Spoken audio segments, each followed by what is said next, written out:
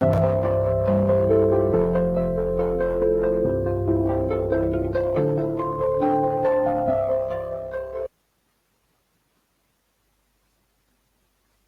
students, welcome to Learning Science Q&A. We are here again with part 2 lecture of structure of atom. During our last lecture, we studied about the different atomic model which was given by Thomson and Rutherford. We also looked into the drawbacks of these two atomic models. Now let's see the another atomic model that were more convincing than the earlier two. Now, according to Bohr's atomic model, only certain special orbit known as discrete orbit of the electron are allowed inside the atom.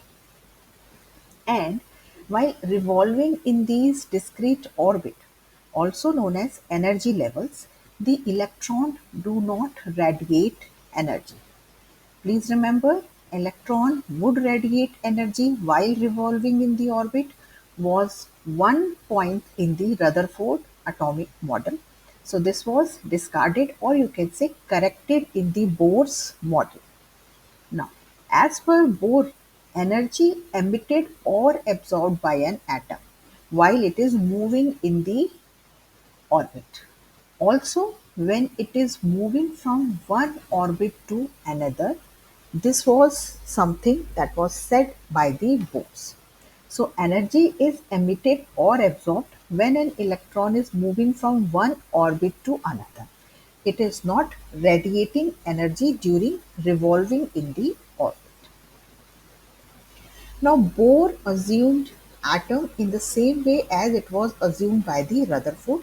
That means it has a positively charged nucleus and orbits are arranged numerically, or they can be arranged alphabetically as 1, 2, 3, 4, and so on. Also as K, L, M, N, and so on. Now, these orbits were having their own limit to accommodate electrons. The maximum number of electrons that can be accommodated in these orbits were different, and they were given by the formula 2n square, where n is the orbit number or the number of energy level. So in this way, the first orbit or the K shell will only accommodate 2 electrons in maximum. The second orbit or the L shell will have maximum of 8 electrons. The third orbit or the M shell can have only up to 18 electrons, and the fourth orbit or the N shell can accommodate 32 electrons. This is the way they were assumed by the Bohr. Also, shells are filled in a stepwise manner. That means until and unless the previous shell has not been filled, the next shell filling cannot be initiated. Electrons has to be accommodated in the previous shell, then only the next shell filling can be started. Now coming to how are electrons distributed in different orbits or shell. This can be understood with the help of Bohr-Bury method, which says that maximum number of electrons which can be accommodated in an outermost shell is 8. This is, we have already discussed. Every atom has an urge or a tendency to achieve this 8 electron configuration. This is known as octet formation or octet configuration. And in an urge to do so, that means to achieve this octet, an atom can either gain electron or it can lose electron, depending upon the already present electron. Similarly, for elements like hydrogen, helium, lithium, beryllium, and boron, these are the very starting elements from our periodic table. These elements lose their outermost electron to achieve 2 electron in their outermost shell. That means they achieve doublet. Although the more popular term is octet itself, because they have very low number of electrons, so they do not achieve octet. The correct term for them is doublet.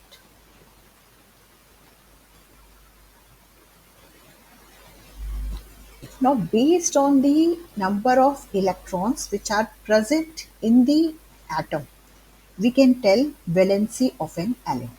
So, valency of an element represents the combining capacity of the elements. It can also be defined by the number of electrons lost by the element or gained by the element, or it may be shared during the chemical combination. This is very important from exam point of view. You must memorize this. Valency is the combining capacity of the element. It is defined as the number of electrons lost, gained, or even shared during chemical combination. Valence shell is the outermost shell or the orbit of an atom, is known as valence shell or valence orbit. Similarly, the number of electrons which are present in the outermost shell or the valence shell of an atom are known as valence electron. Also, these number may vary from 1 to 8, and they will be deciding the valency of the atom. Now let's understand this with the help of this figure. First of all, we discussed that elements like hydrogen, helium, lithium, beryllium and boron, they attain doublet, not octet. Reason? Because hydrogen is having one electron in the outermost shell, helium is having two electrons and it's already complete in its own size. So it is already having a doublet, it is inert.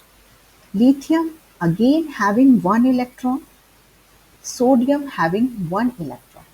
So lithium and hydrogen will lose one electron to attain the doublet. Similarly, for beryllium with two electrons in the outermost shell will lose two electrons to attain doublet. Boron will lose these three electrons which are present in the valence shell to attain doublet configuration. After this, these elements will either lose or gain electron to attain an octet configuration. Let's see how. Carbon having 4 electrons in the outermost shell will share electron. Nitrogen with 5 electrons will gain 3 electrons. Oxygen with 6 electrons in the outermost shell will gain 2 electrons. Fluorine with 7 electrons in the outermost shell will have 1 electron gain. Neon is already having its octet complete, so it is also inert. Sodium having 1 electron in the outermost shell will lose it. Magnesium, just like beryllium, has 2 electrons, will lose it and become plus 2. They will be plus 1. They will have plus 1 charge on their ion. Aluminium with 3 electrons in the outermost shell will lose 3 electrons and it will become a plus 3 ion. Silicon, just like carbon, will share 4 electrons. Phosphorus can gain 3 electrons. Sulfur will again gain 3 electrons and they will become minus 2 ion. Chlorine, just like fluorine, will gain 1 electron and they will become minus 1 ion. though we will be discussing the same concept with the help of a periodic table during our next lecture. Please tune for it.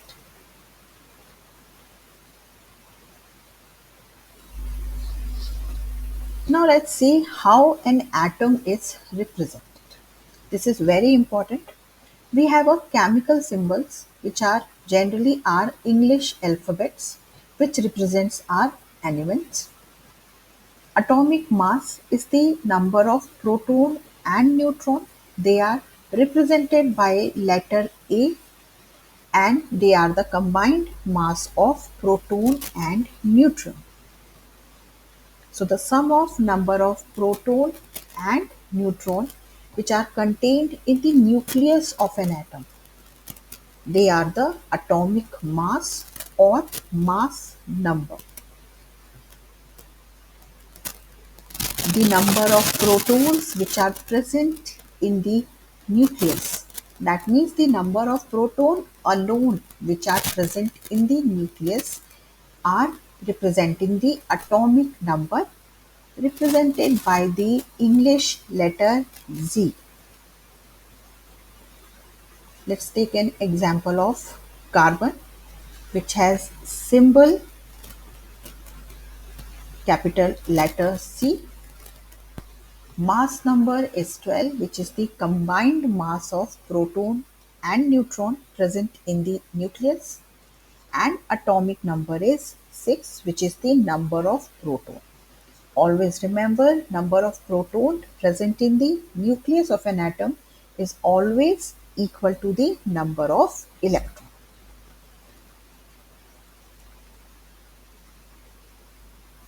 Next is isotopes. Now these are elements that have same atomic number.